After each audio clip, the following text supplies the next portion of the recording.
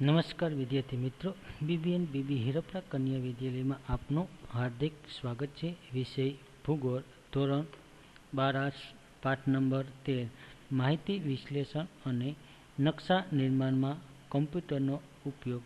તો આજે આપણે છેલ્લા લેક્ચરની અંદર આપણે જુદી જુદી જીપીએસ સિસ્ટમો કઈ રીતે ઉપયોગી થતી જોવા મળે છે તેની ગ્લોબલ પ્રોસેસિંગ સિસ્ટમ, પછી જીપીએસસી સિસ્ટમ વિશે ચર્ચા કરી. તો આજે આ જીપીએસ સિસ્ટમને આગળ વધીએ તો હજી આપણે કઈ રીતે ઉપયોગી થતી જોવા મળે છે. તો પહેલાં આપણે જોયું હતું કે સ્થળ અને ઘડિયાળ માટે, પછી સ્વયં સંચાલિત વાહનો માટે, નકશાના ચિત્રો માટે અને સેલ્યુલર ટેલિફોનમાં, એવી જ રીતે કટોકટી સમય દરમિયાન તો કોલ કરનાર, પછી અસરગ્રસ્તનું કે ઘટનાનું સ્થાન જાણવા અને મોબાઈલ ધારકોનું ચોક્કસ સ્થાન જાણવા તેનો ઉપયોગ થાય છે. તો જીપીએસ સિસ્ટમનો કોઈ વ્યક્તિનો કોલ ટ્રેસ કરવો હોય તો કોલ કરે છે કઈ જગ્યાએ રહેલો છે તો જીપીએસ સિસ્ટમ દ્વારા તે જાણી શકાય.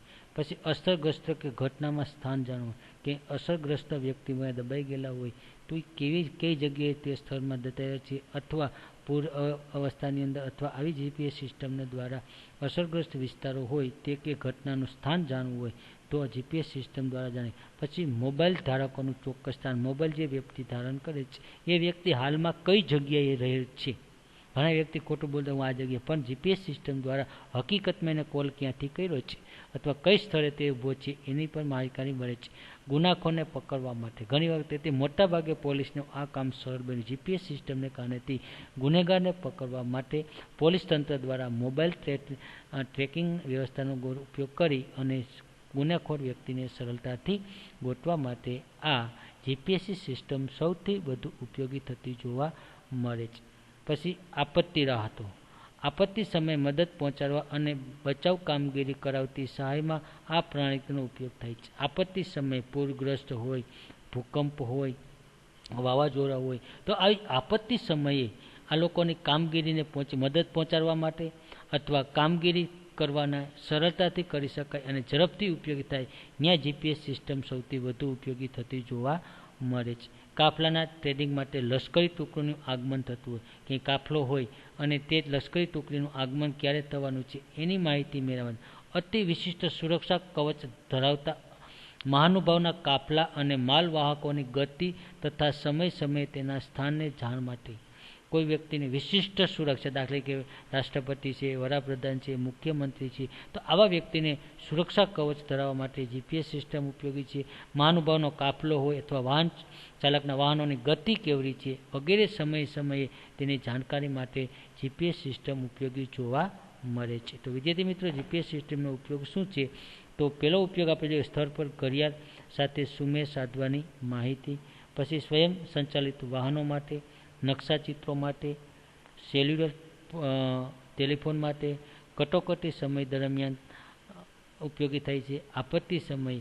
પછી જીપીઆરએસ, તો જીપીઆરએસનું ફૂલ ફોર્મ થાય છે જનરલ પેકેટ રેડિયો સિસ્ટમ. તો જનરલ પેકેટ રેડિયો સર્વિસ, તો જીપીઆરએસ શું છે તો એ જોઈએ. જનરલ પેકેટ રેડિયો સર્વિસ એ મોબાઈલની માહિતીને અનુલક્ષીને 2G અને 3G સેલ્યુલર કમ્યુનિકેશન આધારિત વૈશ્વિક પદ્ધતિ છે. જીપીઆરએસ સિસ્ટમ શું છે તો કે 2G અને 3G સેલ્યુલર કમ્યુનિકેશન ફોન છે, એની અંદર વિવિધ આધારિત વૈશ્વિક પદ્ધતિ છે. આ પ્રણાલીને ટૂંકમાં જીપીઆરએસ સિસ્ટમ કહેવામાં આવે, જીપીઆરએસ સિસ્ટમ તરીકે ઓળખવામાં આવે છે. જીપીએસ સિસ્ટમ આપણા મોબાઈલની અંદર છે, તો એ અહીંયા તમને મોબાઈલની અંદર જુદા જુદાનું કવરેજ ક્ષેત્ર દર્શાવવા માટે આ એની ટેકનોલોજી જે માહિતી છે એ અલગ સુધી જીપીઆરએસસી સિસ્ટમ દ્વારા આ માહિતી કરે છે. તો જીપીઆરએસથી આ મોબાઈલના કનેક્ટર માટે જુદા કનેક્ટર માટે ઉપયોગી જોવા મળે છે.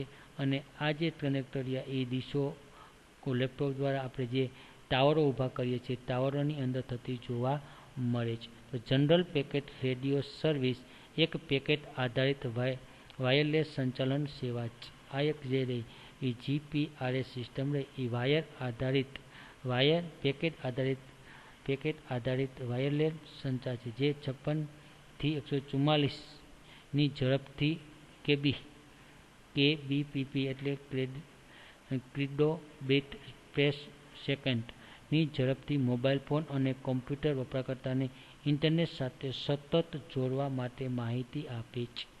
જીપીઆરએસ સિસ્ટમ છે કે 56 થી 114ની સ્પીડે ઝડપથી મોબાઈલ ફોન અથવા કોમ્પ્યુટર વપરાશકર્તાઓને ઇન્ટરનેટ સાથે સતત જોડાણ કરવા માટેની આ GPRS general packet radio service ઉપયોગી થતી જોવા મળે છે.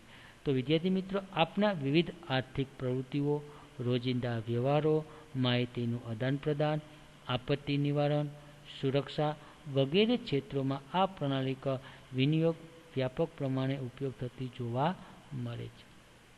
તો વિદ્યાર્થી મિત્રો, આપના આર્થિક જીવનની અંદર આર્થિક પ્રવૃત્તિઓ, રોજિંદાના જીવનોની અંદર કોઈપણ માહિતીનું એક જગ્યાએથી બીજા આદાન પ્રદાન કરવા માટે, સુરક્ષિત વગેરે ઉપયોગ માટે થયું છે.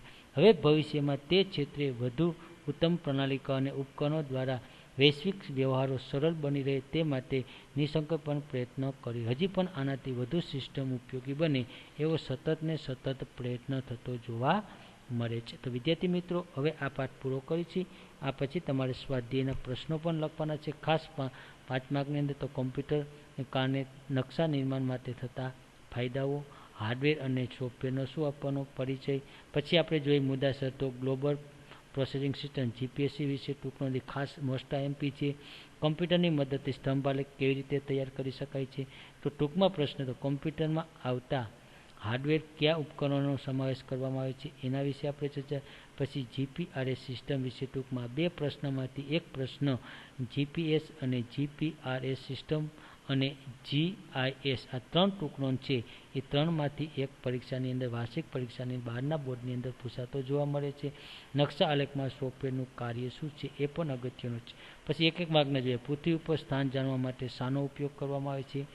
પછી વેક્ટર ડેટા અને સ્ટાન્ડર્ડ ડેટા એટલે શું જોઈએ તો આપણે એ. પછી જીપીએસ પ્રણાલીની ઉપયોગિતાઓ જણાવો. ત્યાર પછી આપણે 3 વિકલ્પ જીપીએસ પ્રણાલીના વિકાસમાં કયા દેશનો ઉપયોગ છે તો આપણે જોઈએ તો કે યુએસ દેશની અંદર સૌથી વધુ ઉપયોગ કરતો દેશ છે. જીપીએસ પ્રણાલીમાં પૃથ્વી ફરતે કુલ કાર્યશીલ ઉપગ્રહોની સંખ્યા કેટલી છે તો આપણે જોયું હતું કે એની અંદર ઉપગ્રહોની સંખ્યા 24 જેટલી જોવા મળે છે.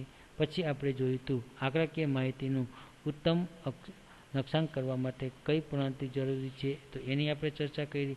તો વિદ્યાર્થી મિત્રો, સૌથી આ પાઠની અંદર ઘણી બધી ટૂંકનોંધો સૌથી વધુ અગત્યની છે. તો અહીંયા આપણે આ પાઠને પરિપૂર્ણ કરીએ છીએ.